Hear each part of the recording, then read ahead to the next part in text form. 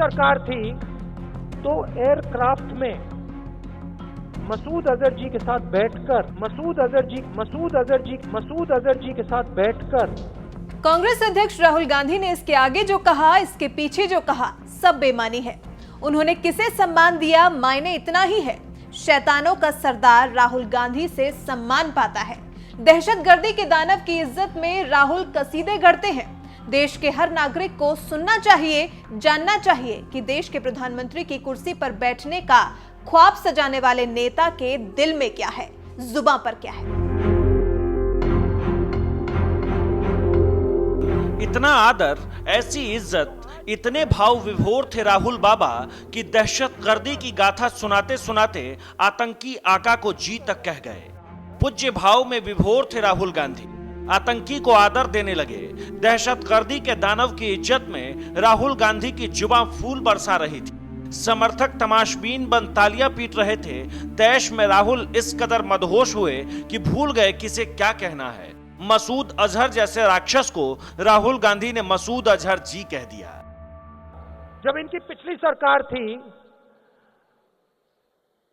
तो एयरक्राफ्ट में मसूद अजहर जी के साथ बैठकर 2019 चुनाव का ऐलान होते ही राहुल गांधी ने यह आत्मघाती गोल कर दिया।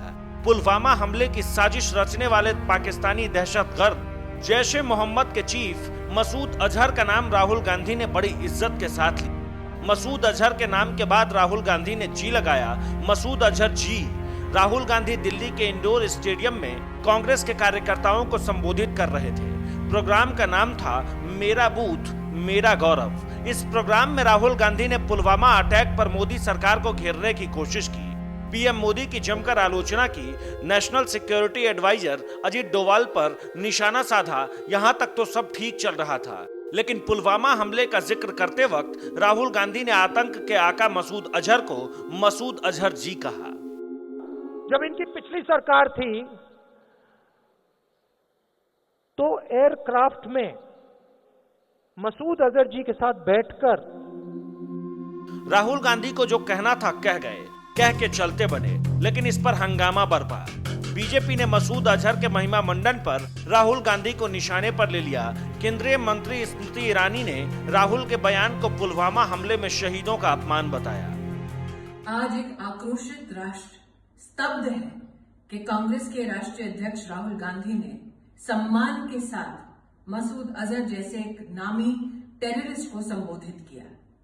शहीदों के परिवार, आज वो लोग जिनके परिजन आतंकी हमले में मारे गए, पूछना चाहते हैं राहुल गांधी से, इतना सम्मान क्यों एक आतंकवादी के लिए? आतंक के आका को सम्मान देकर राहुल फंस गए। उनकी पार्टी के सिपहसालार बचाव में उतरे। वैसे ये पहली बार नहीं जब आतंकियों के लिए कांग्रेस पार्टी ने आदर जताया है। राहुल गांधी के पॉलिटिकल गुरु कहे जाने वाले Digvijay Singh Osama bin Laden से लेकर हाफिज सईद तक को खूब इज्जत बख्श चुके हैं। दिग्गी राजा ने तो हाफिज को अपना साहेब तक बता दिया था।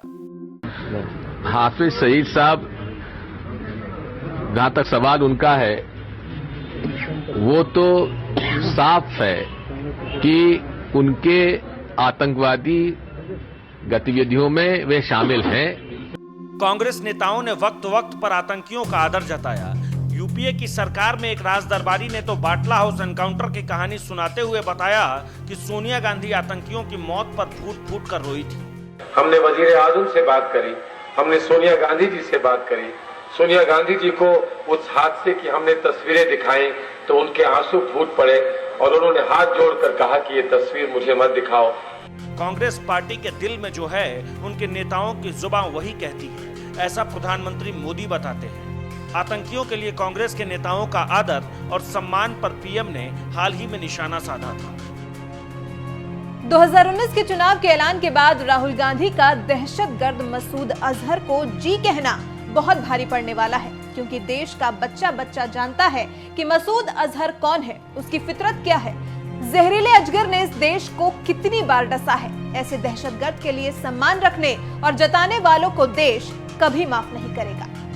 साथियों, भारत कभी नहीं भूल सकता कि 26/11/2008 को मुंबई में पाकिस्तान से आए आतंकियों ने आतंकी हमला किया था, क्या भूल सकते हैं क्या? उस समय कुछ करने की जरूरत थी कि नहीं थी? दुनिया हमारे साथ खड़ी हो जाती कि नहीं हो जाती? लेकिन इसके लिए दम चाहिए दोस्तों।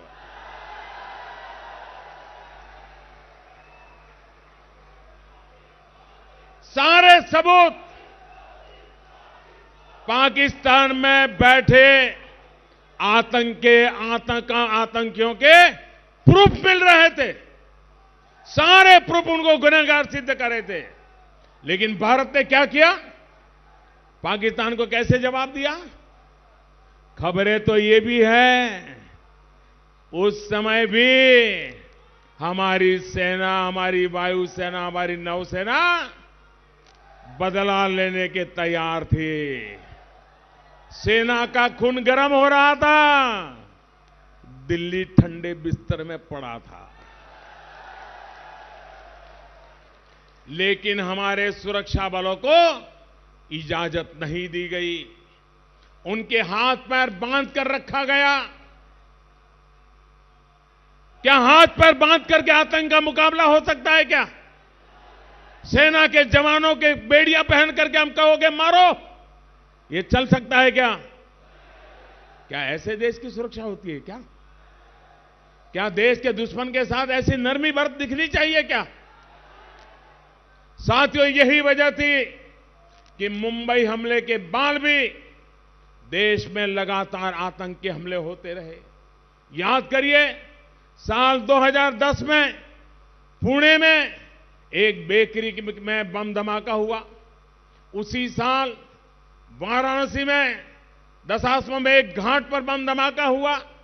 याद करिए, साल 2011 में मुंबई में फिर आतंकी हमला हुआ। ओपेरा हाउस, जावेरी बाजार, दादर में बम फटे।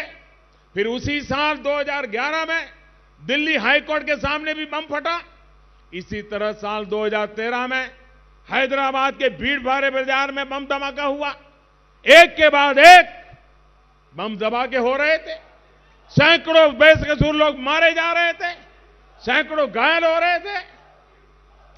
इन हमलों के तार भी हर बार सीमा पार जुड़े हुए थे।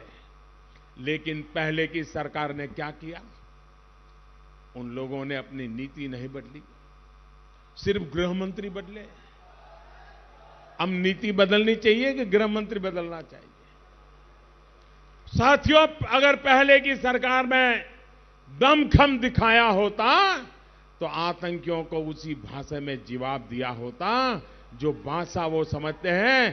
तो आज आतंक इतना बड़ा जो नासूर बन गया है वो नहीं बन पाता। सितंबर 2016 में सर्जिकल स्ट्राइक और इस साल फरवरी में एयर स्ट्राइक के बाद आतंक के आंकड़ों को समझ आ गया है कि ये पुराने वाला भारत नहीं है। जब सर्जिकल स्ट्राइक हुआ, इन्हीं लोगों ने सवाल उठाए थे कि नहीं उठाए थे? सेना को अपमानित किया था कि नहीं किया था? अब सारी चीजें धीरे धीरे बाहर आई तो उनकी बोलती बंद हो गई कि नहीं हो गई? चुप हो गए कि नहीं हो गए? अभी एयर स्ट्राइक हुआ है, आपने देखा होगा। एयर स्ट्राइक होने के बाद भारत सरकार तो चुप बैठी थी, हम तो कुछ नहीं बोले थे। और एयर स्ट्राइक करने के बाद हम सोए नहीं थे। विरोधी दल कान खोल के सुन रहा, मेरा सबूत ये 130 करोड़ हिंदुस्तान वासियों का विश्वास है, वही मेरा सबसे बड़ा सबूत है।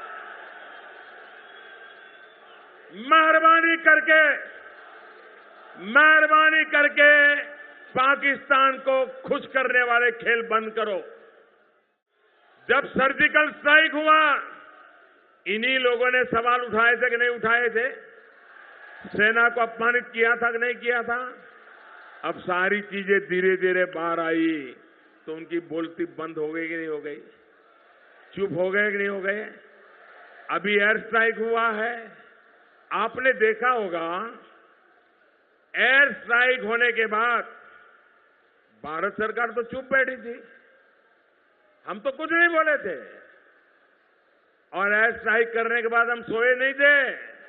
विरोधी दल कान खोल के सुन रहा, मेरा सबूत ये 130 करोड़ हिंदुस्तान वासियों का विश्वास है, वही मेरा सबसे बड़ा सबूत है। मेहरबानी